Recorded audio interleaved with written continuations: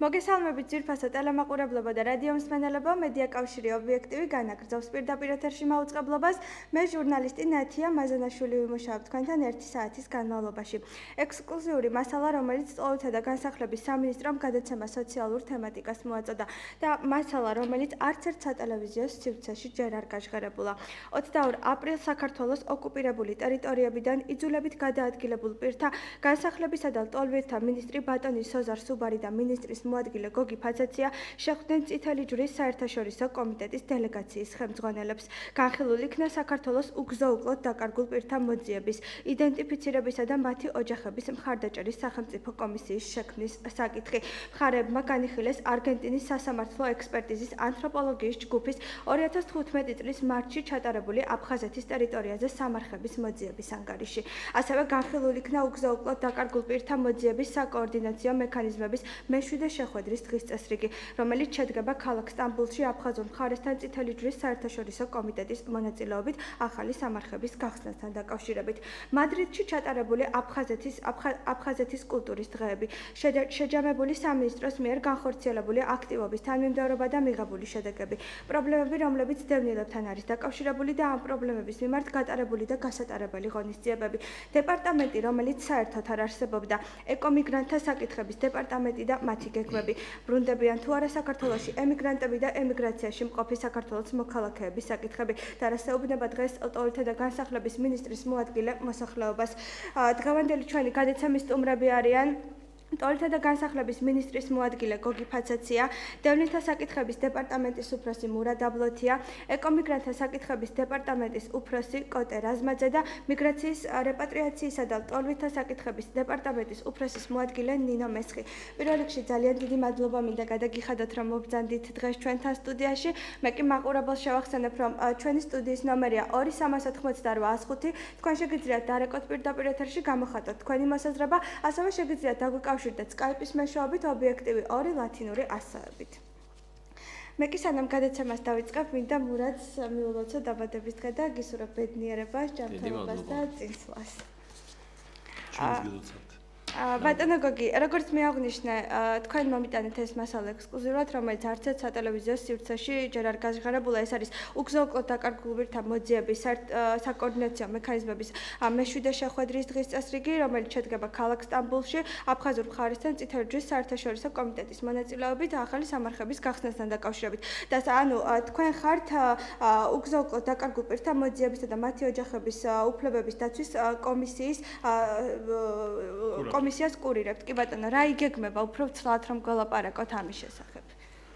დიახ, მართალი ვძანდებით, ჯერ არ გაჟღერებულა ეს მართალია 22 აპრილს ჩვენ შევხვდით წითელი ჯვრის საერთაშორისო კომიტეტის მისიის ხელმძღვანელ დელეგაციის ხელმძღვანელს ქალბატონ ბილიანა მილოშევის, მის მოადგილეს ქალბატონ ელენა მილოშევის ლეპოტიჩს და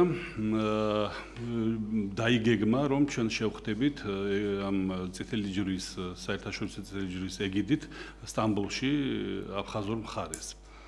ეს რიგით მეშვიდე შეხვედრაა, რაც ჩვენ მოვედით, ესე იგი 2012 წლის შემდეგ ეს ბატონმა დარახველიძემ და ნინო ჭავჭავაძემ, დავით დარახველიძემ და ნინო ჭავჭავაძემ განაახლეს ნდობა, რომელიც იყო დაკარგული, მანამდე არსებობდა, საკვირველი ასეთი შევარდნაძის დროსაც ყოფილა, როგორც გვეუბნებიან, მაგრამ მე შეწყდა და განახლდა 2013 წლის მაისში ეს შეხვედრები და საკმაოდ მე ვიტყოდი, რომ საკმაოდ პროდუქტიული გამოვიდა, იმიტომ რომ ძალიან ბევრი 200-მდე უგზო-უკლოდ დაკარგული არის მოძიებული.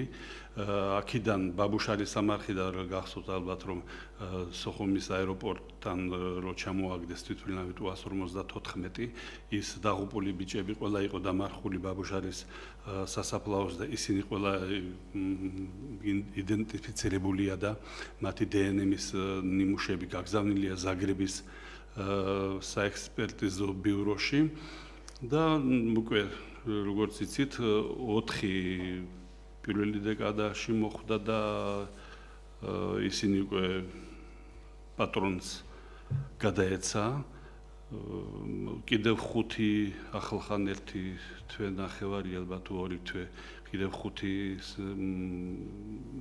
გვამების და ეს უგზო დაკარგული ბიჭების იდენტიფიცირება მოხდა და ისინიც გადაეცა ოჯახის წევრებს და ახლაც ველოდებით რამოდენიმეს, მაგრამ ჯერ როდის იქნება ეს ზაგრებში მათგან არის დამოკიდებული ახლა თქვენთვის კარგად ცნობილია რომ ზაგრების ეს ბიურო ძალიან საექსპერტიზო ბიურო ძალიან დაკავებულია ამ სირიის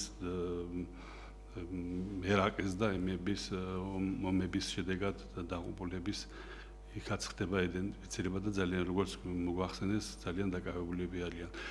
ასევე არგენტინის სასამართლო ექსპერტიზის არგენტინის კი ესენი ამაზეც რომ მარტში იყო ჩამოსული არგენტინის სასამართლო ექსპერტიზის ანთროპოლოგიის ჯგუფი, მათ ჩაატარეს სკანერებით და რადარებით შეძლეს მოკვლევა იმ სამარხების, რომელიც არის აფხაზეთში და ნაწილობრივ იყო საქართველოს ინგურს გამოღმა ტერიტორიაზე.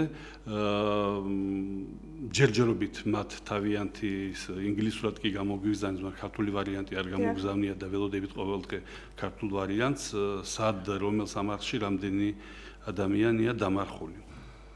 და მე ეს მეშვიდე ჩვენი შეხვედრა რომელიც გაიმართება სტამბოლში, იქ გადაწყდება რომელი სამარხები გაიხსნას რიგრიგობით. კი ბატონო, დიდი მადლობა.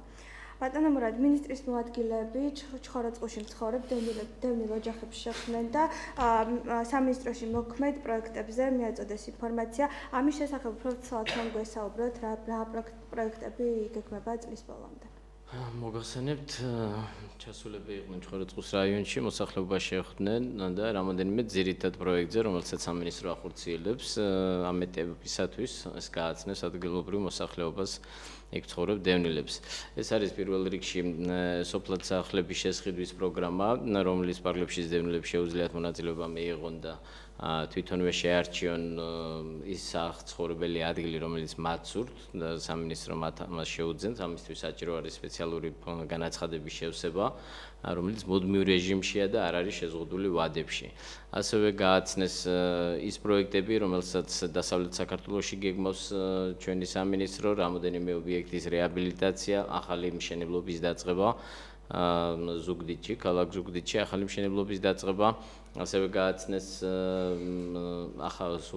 ახალი დაწყებული პროექტი, რომელიც ჩვენ დაახლოებით 3 კვირის წინ დავიწყეთ. ეს არის იმ დევნილი ოჯახებისათვის, ვისაც საცხოვრებელი ფართი ჰქონდა შეძენილი იპოთეკური ვალდებულების მეშვეობით და მათ ახლა საშუალება აქვთ, რომ ამ იპოთეკური ვალდებულების დაფარვაში ჩვენ დავეხმაროთ.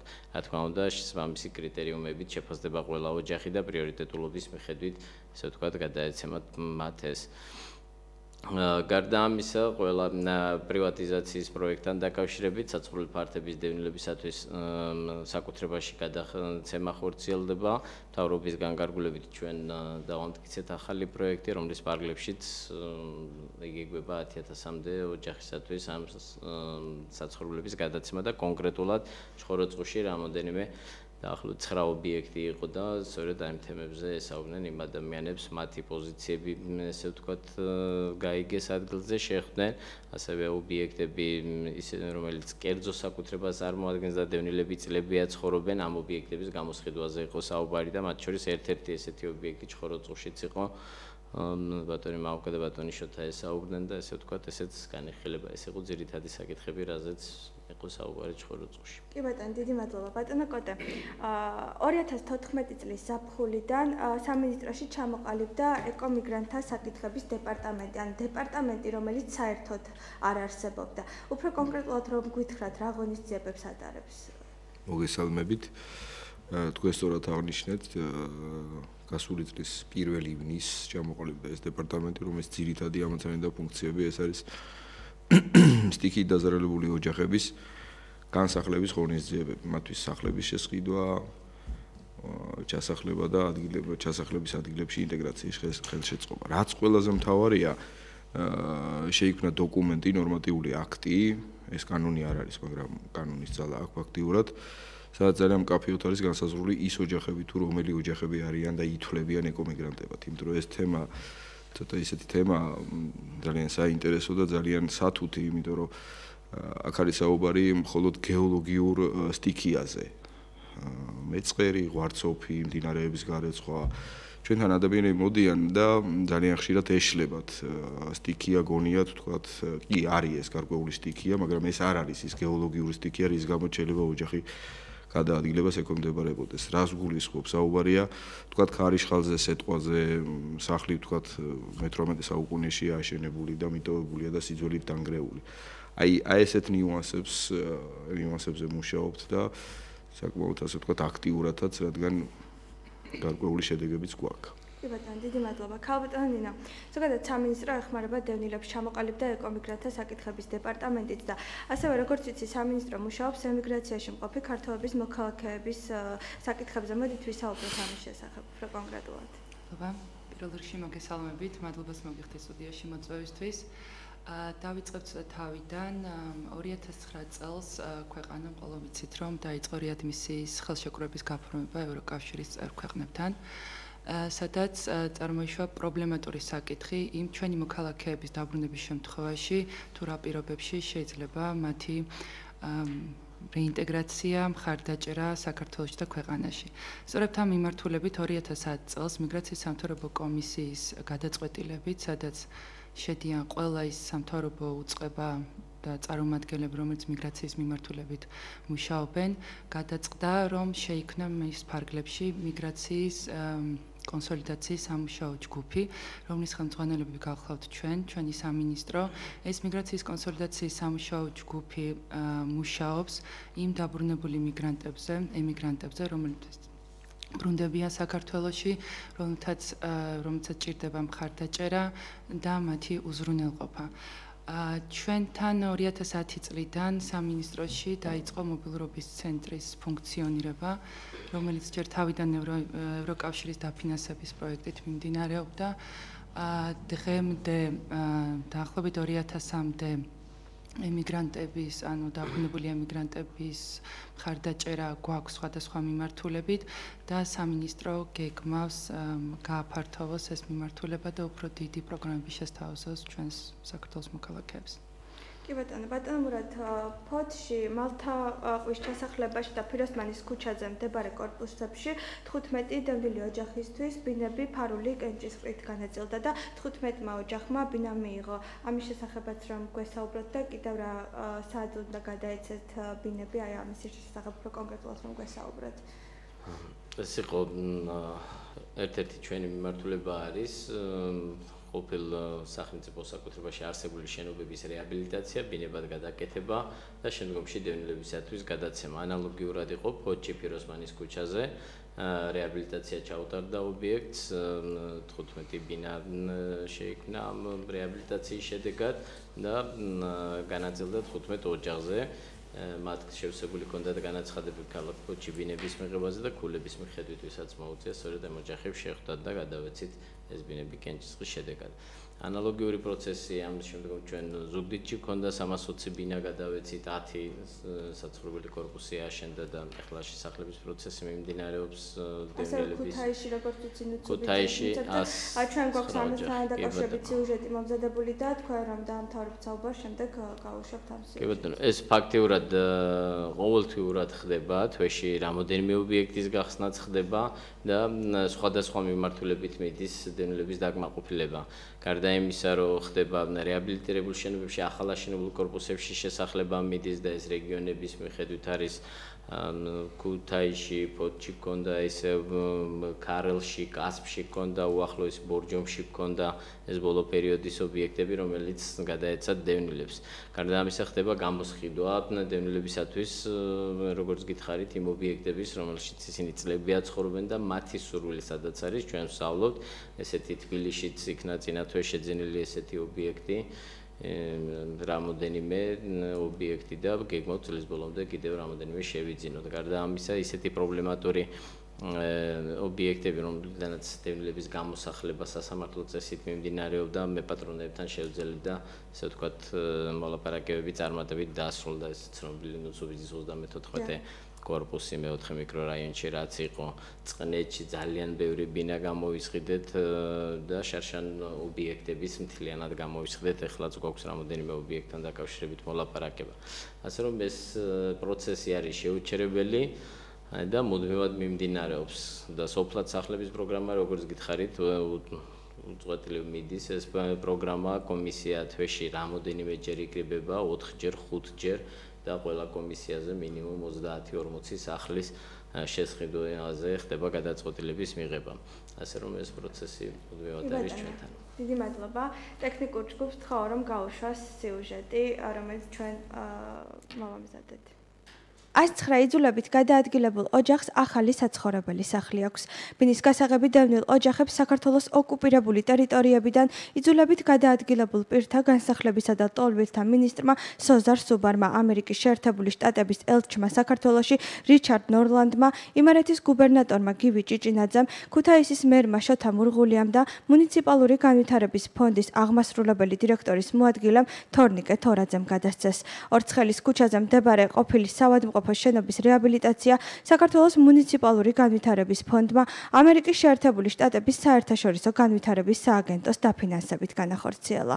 109 ოჯახმა მიიღო დღეს სახლი, მიიღო ჭერი, ალბათ ყველაზე მნიშვნელოვანი რამ რაც ადამიანის ცხოვრებაში და ოჯახის ცხოვრებაში ხდება და თუ ნახავთ იმ პირობებს გადავხედავთ, რა პირობებშიც ამ ადამიანების აბსოლუტური უმრავლესობა ცხოვრობდა, კიდევ უფრო მეტად მივხვდებით რა მნიშვნელოვანია მათთვის ეს საჩუქარი, რომელიც ამერიკელი ხალხის საჩუქარი ამ ადამიანების მიმართ და ამერიკელი ხალხის საჩუქარია საქართველოს და ქართული სახელმწიფოს მიმართ.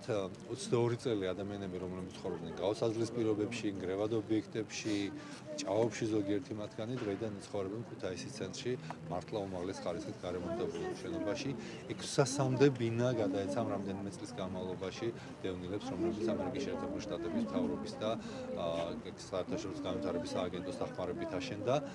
და ესეც არ არის თან ბოლო დახმარება ბუნებრივია.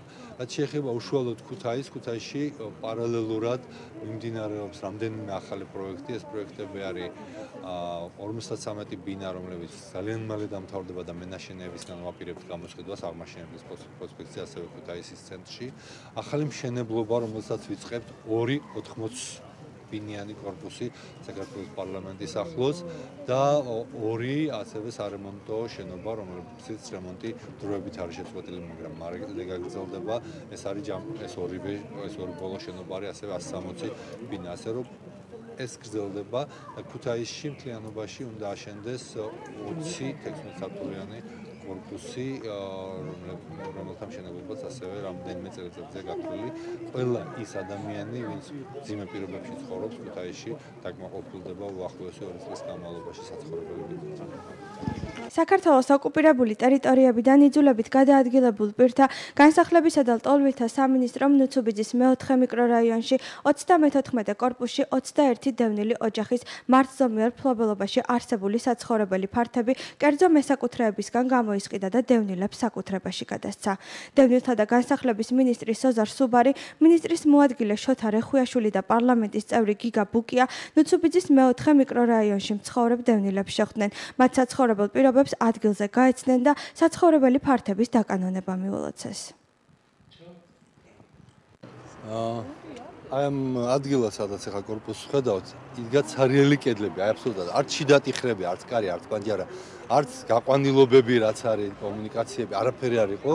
ყველაფერი დევნილებმა გააკეთეს თავისი ხელით. 21 წელი ამ შენობას არემონტებდნენ. შიგნითაც ნახეთ, რომ გარემონტებული, ავეჯით გაწყობილი და 21 წლის განმავლობაში არ გადაწყდა ეს საკითხი. 2008 წელს ყოფილმა ხელისუფლებამ ისე რომ დევნილებს საერთოდ არაფერი არ კითხა, დაუკანონა ეს შენობა სხვა ადამიანებს. იმ ადამიანებს კიდე თავის უფლებები ჰქონდათ, ბუნებრივია, იმიტომ რომ ისინი საბჭოთა პერიოდში ჯერ კიდე ელოდებოდნენ ამ ბინებს და საბოლოოდ ისე იყო, რომ გაუბედურებულები იყვნენ ის მეპატრონეებიც ყოფილი და ეს ადამიანები, ვინც აქ ცხოვრობენ და ვინც ამდენი ფული, ამდენი შრომა ჩადეს, შეეჩვენ გარემოს, საკუთრებას ვერ იკანონებდნენ და ჯერ კიდე სახალხო დამცველობის დროს არაერთი რეკომენდაცია მაქვს მოგზავნილი ამ პრობლემის გადასაწყვეტად და მოხდა ისე, რომ მე მომიწია თვითონ ჩემი მაშინდელი რეკომენდაციების შესრულება. მოვახერხეთ ისე სახელმწიფოს ჩარევით, რომ ამ ადამიანებს შორის სახელმწიფოს ფინანსური ჩარევით გამონახეთ რაღაცა ყველაზე ოპტიმალური გადაწყვეტა. დღეს 19 ოჯახზე უკვე გადაწყვეტილება მიიღებულია, 4 ოჯახზეც პრაქტიკულად აი ბოლომდე ამისული და მალე დაუკანონდებათ, რამდენიმე ოჯახია, რომლებიც შეიძლება დამატებითი შესწავლის საკითხი იყოს, ასე შეგვიძლია ჩავთვალოთ, რომ აი ამ корпуსის და აქ მაცხოვრებელი დევნილების საკითხი, ისევე როგორც ყოფილი მესაკუთრეობის საკითხი არის დღეს მოგვარებული და გადაწყვეტილი. და ეს გადაწყვეტა არის ნაწილი იმ დიდი გეგმისა, რომელიც ჩაშვა ნოემბერში მივიღეთ მთავრობის ხდომაზე და რაც 10,000 დევნილისთვის, დაახლოებით 10,000 დევნილისთვის საკუთრებაში ბინების გადაცემას გულისხმობს. ბატონო გოგი, მე მინდა ისაუბროთ ნაციონალური მოძრაობის შემდეგ თქვენ მაშინვე დაინიშნეთ დარახველიძის მოადგილედ და მინდა მითხრათ რა პრობლემები დაგხვდათ სამინისტროში. ჩვენ რო დავინიშნეთ დარახველიძე ministrად და მე პირველ მოადგილედ რო დავინიშნე, მაშინ პრობლემები რასაკვირველია ძალიან ბევრი დაგვხვდა, მაგრამ მათ შორის იყო ისეთი აი 4 მილიარდ ჩვენ გავიგეთ ესე ამ მუშაობის პროცესში, რომ 4 მილიარდ ნახევარი, რომელსაც უმალავდნენ დევნილ მოსახლეობას, ნაციონალური მოძრაობის მესვეურები, 4 მილიარდ ნახევარი დოლარი იყო ევროკავშირისგან გამოყოფილი. დიახ. რომ დევნილებისთვის სახლები აეშენებიათ და ინფრასტრუქტურამ რომ მოეწყოთ მაგათთვის, მაგრამ სამწუხაროდ ეს თანხა კაცის დღესაც არ ვიცით სად და როგორ მოიხმარა ნაციონალურმა მოძრაობამ და ყველაზე საინტერესო ის არის რომ კი ააშენეს რაღაც გეტოები თქვენ იცით წეროვანში და გორის მებში რეგიონში ააშენეს, მაგრამ ამაზე დაიხარჯა მაქსიმუმ რო ვთქვათ, სადღაც 200-300 მილიონი. დანარჩენი თანხა გაურკვეველი მიმართულებითაა წასული და აქედან 4 მილიარდ ნახევარი კი არა, 1 მილიარდ ნახევარი დოლარიც რო დევნილებისთვის მოეხმარათ, ხო, ამ 85,000 ოჯახისთვის, რომელიც არის საქართველოს მასშტაბით დღეს არის 85,000-მდე დევნილი ოჯახი. ეს რომ მაგათთვის რო აეშენებიათ, ხო, სახლები, აბსოლუტურად ეს პრობლემა მოიხსნებოდა. მილიარდ ნახევარი ჭირდებოდა მხოლოდ და მხოლოდ ამას, რომ ამ 4 მილიარდ ნახევრიდან 1 მილიარდ ნახევარი მაინც რომ ამ მშენებლობისთვის რომ წასულიყო ეს თანხა. კიდევ ძალიან ცუდი ის დახვდა, რომ სამწუხაროდ ჯერ ერთი ობიექტი ვნახეთ საწყობების სახით, სადაც მეორე აღმოჩნდა, მესამე, მეოთხე და ასე 7 საწყობი აღმოჩნდა საქართველოს მასშტაბით, სადაც იყო გაფუჭებული რასაკვირველია ტონობით, ასეულ ტონობით საკვები პროდუქტები, ტელევიზორები, მაცივრები. რომელიც ტოლებს გამოუგზავნა, უცხოელებმა ბავშვების საჩუქრები, ბავშვების რომელიც ვადაგასული იყო და ამიტომ ჩვენ ვერ გავბედეთ რომ ეს დაგვერგებია, მაგრამ ბევრ რაღაცები, მაგალითად ლეიბები, რაღაც თეთრეულობა, რომელიც პაკეტებში იყო, ეს ჩვენ ფეჩები, რკინის ფეჩები იყო, საკმაოდ ლამაზი ფეჩები, იყო ღუმელები ბოდიში, იყო საყოფაცხოვრებო ნივთები, ყველანაირი აბსოლუტურად ადამიანს რაც სჭირდებოდა, დევნილს რომელიც ჩასახლდებოდა, ყველაფერი მაგისტრის, ყველაფერი გამზადებული, გამოგზავნილი იყო. ეს ყველაფერი ავეჯიც იყო მათ შორის, რომელიც ამ წვიმი და თოვლისგან მე გაფუჭდა და უკვე თავისი დაკარგა თავისი პირვანდელი მდგომარეობა და ასეთი რაღაცები ძალიან ბევრი, მოკლედ მე არ ვიცი, ყველაფერი გამეგება, შეიძლება ფული სადღაც წავიდა და რაღაც, მაგრამ ეს რატომ ამდენი ტონობით ქვილი, ციციბურა, შაქარი, სარიცხის საშუალებები, ლეიბები, საბნები, რა ვიცი, ყველაფერი აბსოლუტურად გაფუჭებულები, ეს ამ 7 მაშინ საწყობებში აბსოლუტურად გაფუჭებული იყო, აი ზოგიერთების გადა, რომელიც მართალი გითხრა, ჩვენ როგორც კი მოვედით, დევნილთა დეპარტამენტმა სიაში აგროვა და ამ ხანაგობების თავმჯდომარეების დახმარებით, სადაც კომპაქტურად იყვნენ ჩასახლებული ჩვენი დევნილები, მათი საშუალებებით, ჩვენი მანქანებით მიუტანეთ ყველას სახლში მათი მოთხოვნის მიხედვით. ასე რომ ძალიან ცუდი სურათები დახვდა ბატონო, ჩვენ. მშენებლობები საერთოდ არ ხდებოდა თქვენ კარგად იცით და როგორ ასახლებდნენ და როგორ ძალით მიელეკებოდნენ და და აი მოდით ჩავადაროთ ერთმანეთს რა კეთდებოდა მაშინ და დღეს რა კეთდება. არა, მინდა კიდე რომ აი შევახსენო კიდე რომ აი აჭარიდან ყველა სახსოვს ალბათ ის სიუჟეტები რაც ტელევიზიით გავიდა რომ როგორ ყრიდნენ მეშვიდე მერვე სართულებიდან ნაავიც უყრიდნენ ხალხს როგორ ინვალიდი კაცი როგორ მით ეტლით როგორ ჩამოაგდეს და რა საშინელების გასისყლიანებული ხალხი ზოგს ფოცხეწერში მიელეკებოდნენ ზოგს ბაკურციხეში და ისიც სატვირთო მანქანებით არადამიანურად ექცეოდნენ და დღეს მიკვირს ხანდახან კობასუბელიანი გამოდის ტელევიზორში და მოძღავს რომ აი დევნილების ეს არ კეთდება და დევნილების ეს არაფერი არ გაუკეთებიათ უნდა თქვას რომ სად წაიღოს უნდა თქვა აუცილებლად მოვა ეს დრო რომ ისინი ეს საქმეები ყველაფერი პროკურატურაში გადაცემული გვაქვს ჩვენ და აუცილებლად მოეკითხებათ ეს დროს იმიტომ რომ არ შეიძლება რომ ასე გაანიავონ დევნილებისთვის გამოგზავნილი თანხები 4 მილიარდი ნახევარი ეს ცოტა თანხა არ არის და ვამბობ კიდევ მეორე 1.5 მილიარდი სრულიად საკმარისი იყო რომ ყველა დევნილი აბსოლუტურად დაესახლებიათ და მაგათთვის ბინები რო აეშენებიათ. კი ბატონო, დიდი მადლობა. ქალბატონია, მოდით ვისაუბროთ რა პროგრამებს მოიცავს. კი ბატონო, როგორც უკვე ვახსენე, 2010 წლიდან ჩვენ სამინისტროში ფუნქციონირებს მობილურობის ცენტრი, რომელიც ეხმარება ევროკავშირში მყოფ ჩვენი ქვეყნის მოქალაქეების დაბრუნების შემდეგ ხარდასაჭერად. ამ მობილურობის ცენტრს აქვს სხვადასხვა პროგრამები, რომლითაც ეხმარებით ჩვენს მოქალაქეებს, რომელიც ბრუნდებიან საზღვარგარეთიდან. პირველი რაც ძალიან მნიშვნელოვანია, ეს არის კვალიფიკაციის ამაღლების კურსებით. ასევე სამედიცინო დახმარების მიმართულებით, მედიკამენტებით უზრუნველყოფით, ასევე გვაქვს მცირე ბიზნესის დახმარების მიმართულება, ანუ მცირე ბიზნესის ხელშეწყობა გვაქვს 3000 ლარის ფარგლებში. ოღონდ ეს ყველაფერი არის ევროკავშირის დაფინანსებული პროექტით. ამას ხას უსვამთ, იმიტომ რომ მოგვიანებით პირველ განვაცხადებთ თუ რა სიახლეები წარმოაჩინა ჩვენმა სამინისტრომ და სახელმწიფო რას აკეთებს ამ მიმართულებით. ასევე მობილურობის ცენტრი გვაქვს 3 რეგიონში, ეს არის ქუთაისი, თელავი და ბათუმში. მისი ცენტრალური აპარატი არის ჩვენთან სამინისტროში.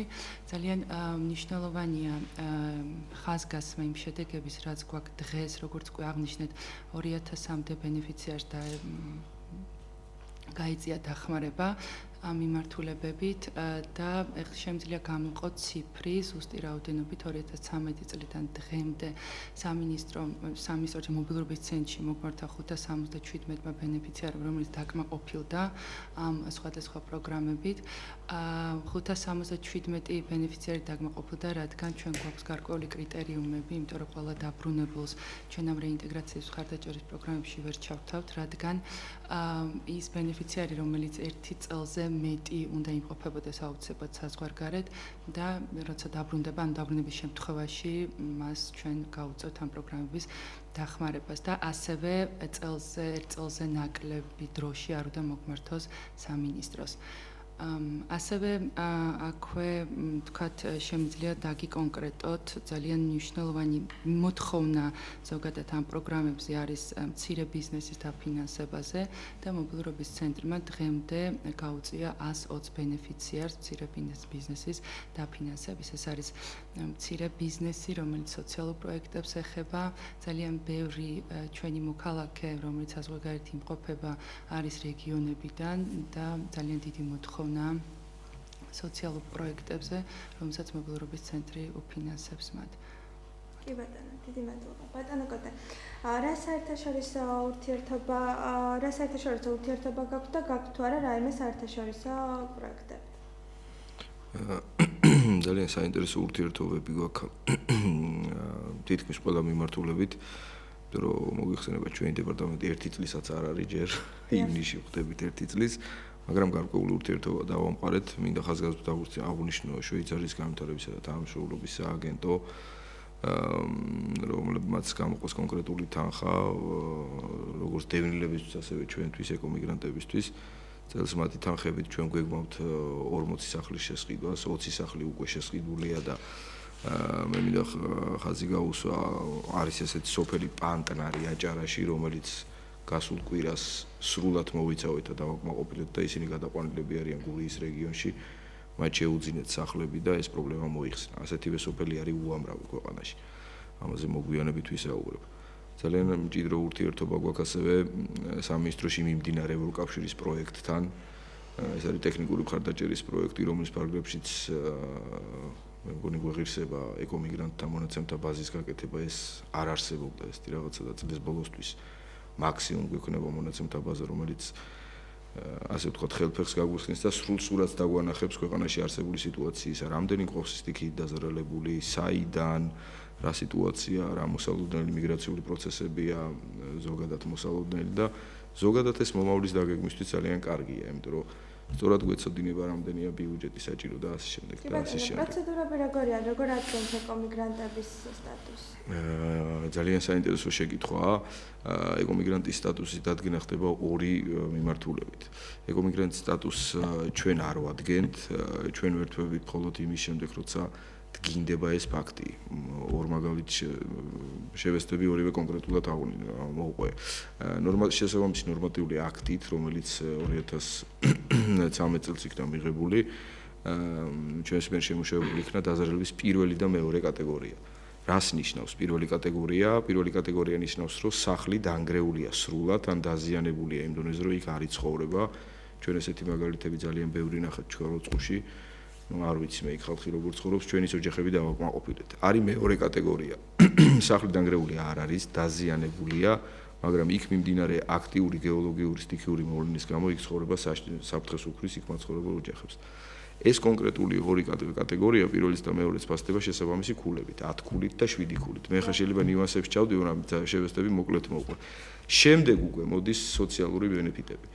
ოჯახის შემადგენლობა, მცირეწლოვანი ბავშვები, შეზღუდული შესაძლებლობის მქონე პირები და ასე შემდეგ და ასე შემდეგ და ყველაზე მაღალქულიან ოჯახს კომისიური წესით ვაკმაყოფილებთ წელიწადში მინიმუმ 3-ჯერ. კომისია საკმაოდ საინტერესო შემადგენლობაა, იმიტომ რომ ღიაობა დაცულია, საერთაშორისო ორგანიზაციები, დანიის სტოლთა საბჭო, სახალხო დამცველის აპარატი, ანუ მუდმივ მოქმედი წევრები, ასევე ნებისმიერ არასამთავრობო ორგანიზაციას დაინტერესებულ პირს შეუძლია მობრძანდეს განაცხადოს, რომ უნდა მონაწილეობა კომისიაში დასწრების ზოგადად დამკვირვებლის სტატუსით და ჩვენ მზად ვართ. ესეთი მაგალითები გქონდა, ასევე სურვილი გამოთქვა ერთ-ერთი მუნიციპალიტეტმა, რომ იქნებ ჩვენც ჩაგვრთო თუ ამაშიო და უარი არ უთხაროთ და მინდა ხაზგასმით აღვრის, რომ აჭარის ჭამდათა სამინისტროს სურვილი და მინისტრის მოადგილე აქტიურად არის ჩართული ამ კომისიის მუშაობაში. ხო, გამომჩა მაპატიეთ, დაზარალების კატეგორიებს განსაზღვრავს ადგილობრივი ხელისუფლება იქ, სადაც დაზარალდა ოჯახი და მეორე მიმართულება გახლავთ გარემოს ეროვნული სააგენტოს მიერ გაცემული შესაბამისი საინჟინრო გეოლოგიური დასკვნა. კი ბატონო. დიდი მადლობა ბატონო მურატ, დღესდღეობით უმუშავრობა ქვეყანაში ძალიან მნიშვნელოვანი პრობლემაა დევნილებთან დაკავშირებით, კი უმუშავრობის საკითხი უფრო მწვავედ დგას. მოდით უფრო კონკრეტულად გვესაუბროთ ამ პრობლემების მოსაგვარებლად რა ღონისძიებები ტარდება სამინისტროს მიერ. ამ მიმართულებით სამინისტრომ აქტიური მუშაობა 2014 წლიდან განაახლა და დაიწყო, ვინაიდან პირველი რიგის ამოცანა იყო თავიდან 2013 წელს ისეთი ოჯახების დაკმაყოფილება, რომელიც ფაქტიურად ღია ცის ქვეშ იყო და ამიტომ ძირითადი აქცენტი კეთდებოდა საცხოვრებლით უზრუნველყოფაზე, თუმცა 2014 წლიდან აქტიურად მიდიოდა მუშაობა და შეიქმნა კიდევაც შესაბამისი საჯარო სამართლის იურიდიული პირი, ვინც კონკრეტულად მუშაობს დევნილთა შემოსავლის წყაროების გაზრდაზე. ამ სიპის მეშვეობით უკვე ხორციელდება რამოდენიმე პროექტი, ჩატარდა კვლევები რეგიონებში და შესაბამისად ხორციელდება ახალი პროექტები. დევნილებს ხელს უწყობს დასაქმებაში შემოსავლის წყაროს შექმნაში, ესე ვთქვათ, დასაქმების კუთხით შეიქმნა ასევე სპეციალური ბაზა, დევნილებს შეუძლიათ მოგვართონ, ვინც არ არის დასაქმებული და თავისი მონაცემები, ჩვენთან პარალელურად კეთდება დამსაქმებელთა ბაზაზე და შესაბამისად უკავშირდებიან შესაბამისი თანამშრომლები, ვისაც ესევალება ამასების თანამშრომლები და ხელს უწყობთ, ესე ვთქვათ, დევნილების დასაქმებას. და რაც მნიშვნელოვანია, ახალ-ახალი პროექტები კეთდება, რომელიც უფრო აქტიურდება, ეს პროექტები და ვფიქრობთ, რომ წლის ბოლოსთვის ბევრად უფრო მეტი შედეგი გვექნება, ვიდრე ეხლა არის, იმიტომ რომ მაინც ახალი შექმნილია ეს აგენტო და აქტიურად ახალ პროექტებს ამზადებს, ზოგიერთი დაწყებულია, ზოგიერთი იწყება და შესაბამისად უფრო მეტი შედეგები გვექნება წლის ბოლოსთვის. კი ბატონო, დიდი მადლობა.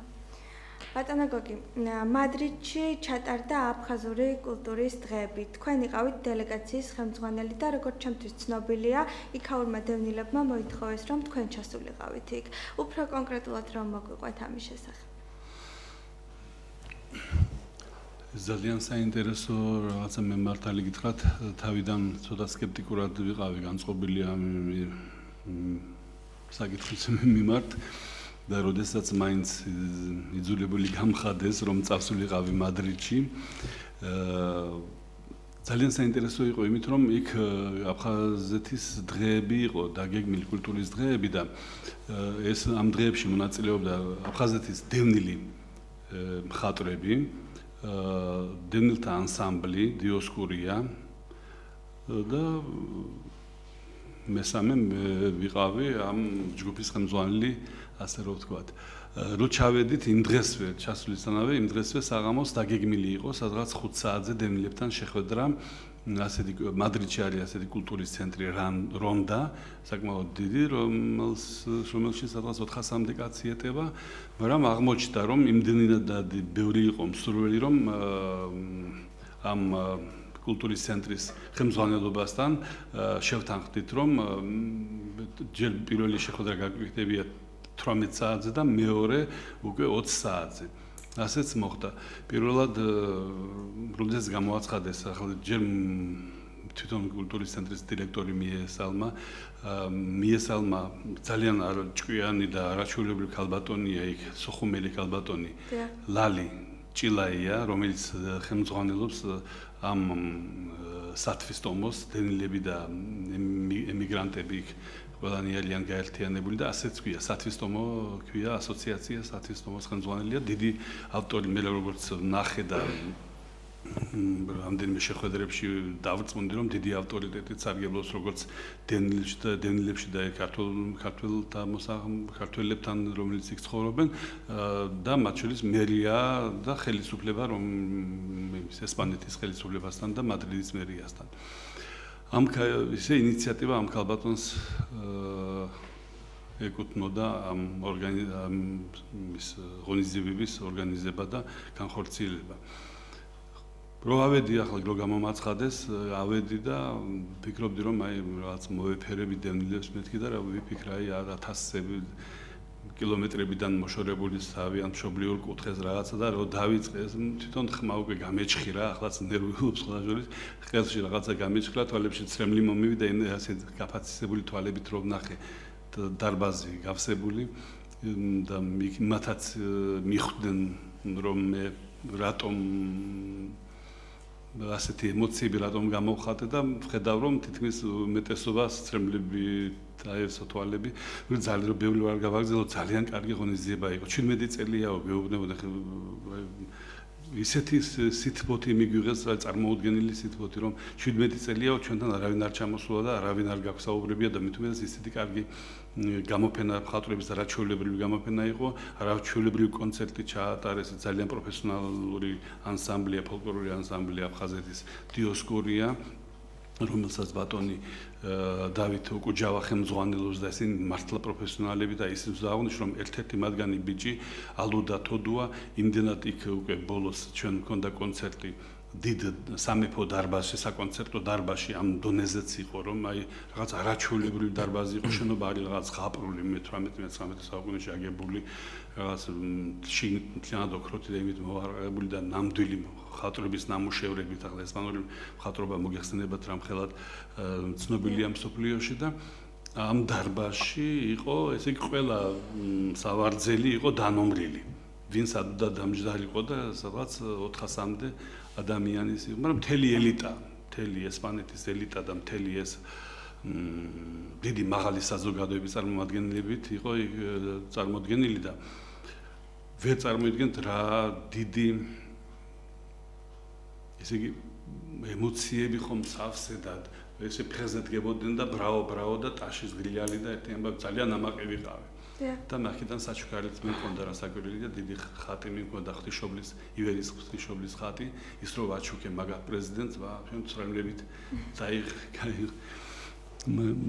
ძალიან კარგი მე ვიყავით ძველ დედაქალაქში ტოლედოში სადაც ჩვენმა ანსამბლა იგალობა საკათედრო ტაძარში ცნობილი ტოლედოს დიდ ტაძარში იყო მე ვიყავით ლარიო ხაქვია ასეთი რეგიონია როგორც ჩვენთან კახეთია ღვინის კულტურით ცნობილი ისიც ესპანეთში არის ღვინის კულტურით ცნობილი და ჩვენებს იქ მარანიც აქვს და ყველაფერი ატრიბუტები რაც აქ საქართველოში აქვს ბევრ ადამიანებს ისეთი იგივე გაუკეთებიათ და სადაც 1000-მდე ადამიანი მოვიდა.